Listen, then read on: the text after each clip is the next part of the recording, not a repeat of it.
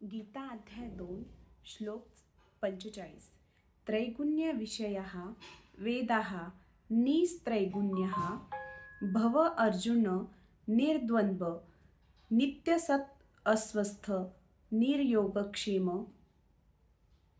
आत्मवान. वेद मुख्यतः प्रकृतीच्या 3 गुणांच्या विषयाचे विवेचन करतात. हे अर्जुना, तू त्रिगुणातीत हो.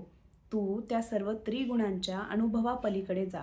तू सर्व द्वंद्वांतून आणि प्राप्ती व संरक्षण म्हणजे योगक्षेम यांच्या संबंधीच्या सर्व काळजीतून मुक्त हो आणि आत्म्यात स्थिर हो. जोपर्यंत भौतिक शरीर असते तोपर्यंत भौतिक पद्धतींना अनुसरून कर्मे व त्यांच्या प्रतिक्रिया घडतात.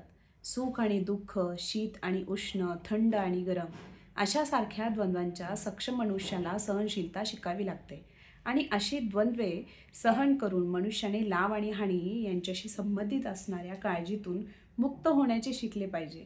जेव्हा मनुष्य श्रीकृष्णाच्या सदिच्छेवर पूर्णपणे अवलंबून असतो त्यावेळी पूर्ण कृष्ण भावनायुक्त होऊन मनुष्याला दैवी स्थिती प्राप्त होते. जय योगेश्वर, जय श्रीकृष्ण.